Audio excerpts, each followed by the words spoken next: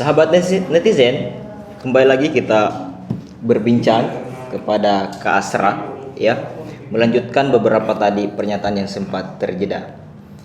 Tadi kita telah membincang masalah kebijakan, kemudian kita akan memasuki persoalan jargon-jargon partai politik maupun pemerintah itu sendiri.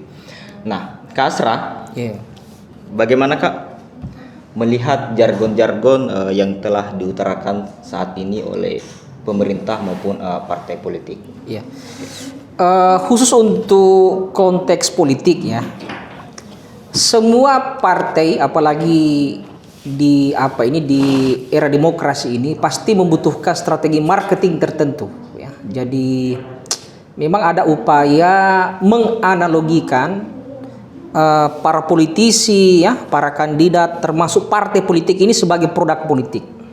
Nah, jadi produk politik ini karena tidak hanya satu di pasar pemilihan, itu ada beberapa kandidat, ada beberapa partai, maka setiap partai, setiap kandidat atau setiap produk politik itu mesti berhasil melakukan positioning istilahnya ya, menempatkan kelebihan dan kekurangannya ketimbang para aktor politik yang lain.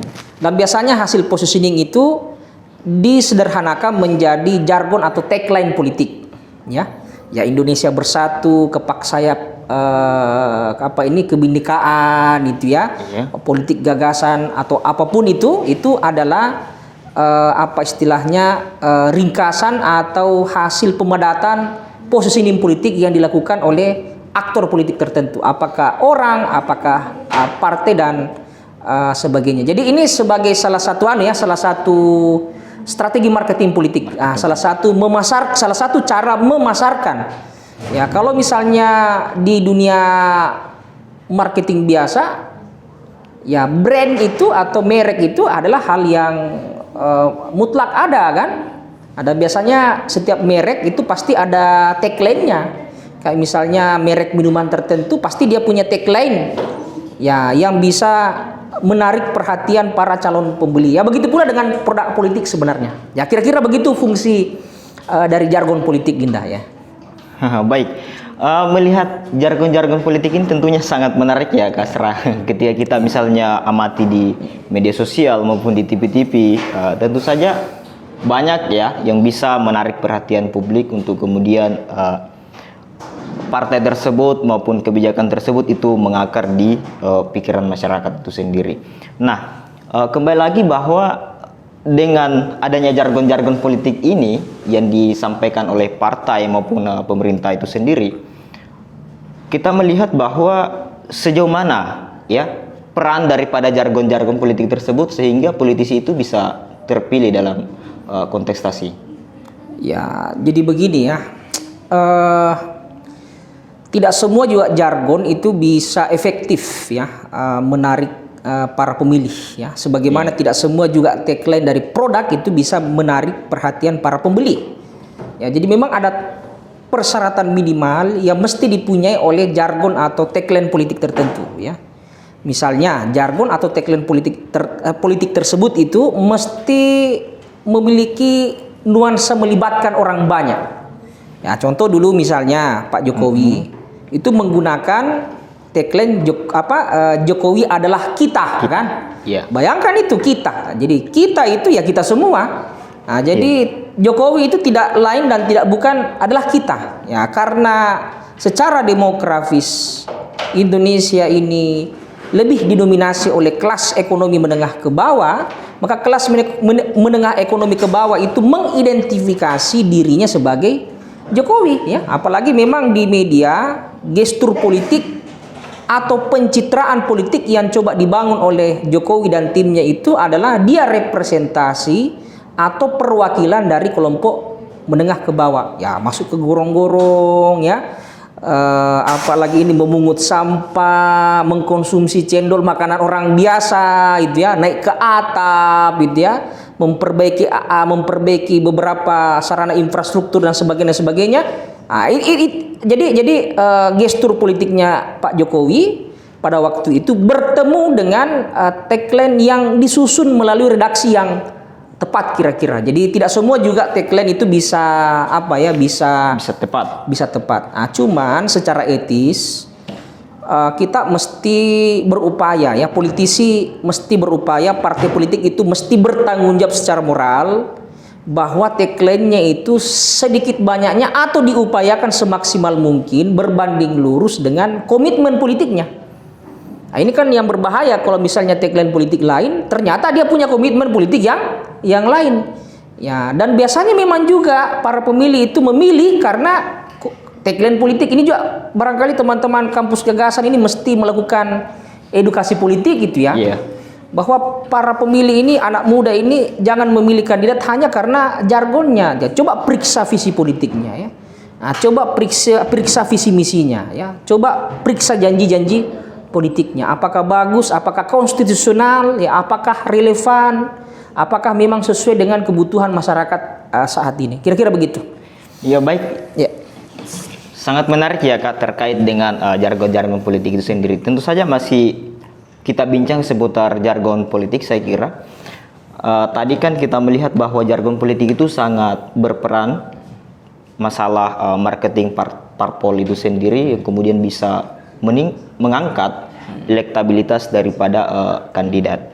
Nah, tentu saja tadi kita juga sampaikan bahwa tidak semuanya jargon politik itu ya tentunya bisa tepat untuk digunakan. Nah, menurut Kak Asra ini ya kira-kira bagaimana jargon politik itu bisa tepat? Apakah misalnya dengan hanya menggunakan kata-kata ya kan, kemudian menggunakan lagu-lagu dan kemudian turun aksi nyata ke masyarakat?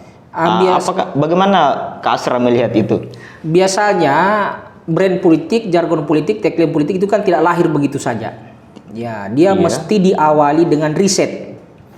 Ya, jadi kita mesti melakukan pemetaan politik, terutama riset mengenai preferensi politik para calon pemilih.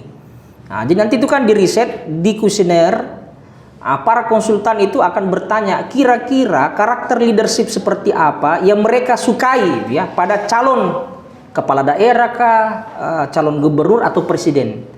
Nah, dari hasil pemetaan preferensi pemilih itulah nanti kita bisa menggambarkan kira-kira diksi apa yang tepat yang bisa mewakili harapan pemilih terhadap calon pemimpin ke depan gitu ya. Kalau misalnya sebuah daerah itu memimpikan calon pemilih yang religius gitu ya, maka barangkali kita bisa menggunakan si fulan akan membawa daerah beriman ya, itu kan misalnya ya. Itu tergantung ya. Tetapi barangkali tagline ini akan tidak efektif jika dibawa ke daerah lain. Ya, siapa tahu di daerah lain itu memimpikan calon pemimpin atau calon kepala daerah yang bisa mengentaskan kemiskinan gitu ya. Ya, barangkali kita bisa menggunakan redaksi tagline yang tepat sesuai dengan hasil riset. Jadi ya ini tidak lahir begitu saja ya, tidak hanya diskusi di warkop tiba-tiba kita menyepakati. Ya, tagline yang enak didengar di tim sukses. Nah, itu salah ya. Yang terpenting itu tagline itu mesti enak didengar di telinga calon pemilih. Nah, itu agar tagline itu apalagi bisa efektif ya, mengangkat elektabilitas para kandidat lah kira-kira. Iya, betul. Jadi tadi sudah dijelaskan bahwa pemilihan tagline ini tentunya harus didasari dulu dengan riset di lapangan tentunya. Oleh karena itu mungkin ya dalam konteks ini kita butuhkan para akademisi misalnya untuk kemudian sebagai penunjang untuk meramu tagline-tagline yang akan kita usung. Nah, menurut Kak Asra ini dalam konteks jargon-jargon partai politik maupun kebijakan secara luas, bagaimana sumbangsi kelompok akademisi melihat kebijakan-kebijakan ini lahir maupun jargon-jargon partai politik itu? Sebenarnya para intelektual ini, para akademisi lah kira-kira ya, itu bisa mengambil dua posisi ya dalam hal politik. Yang pertama, dia bisa terlibat sebagai the critical engagement ya. Jadi dia terlibat tetapi secara kritis. Ya, jadi seorang akademisi intelektual itu jangan berpihak sebagai penjilat. Kita terlibat, ya bikin visi misi kan, membuat naskah akademik ya.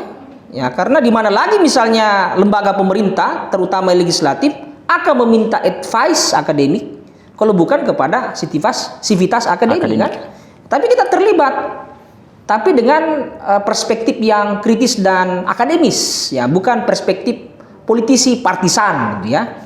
Atau yang kedua, kita bisa mengambil posisi oposisi, ya. Nah, jadi ini tergantung.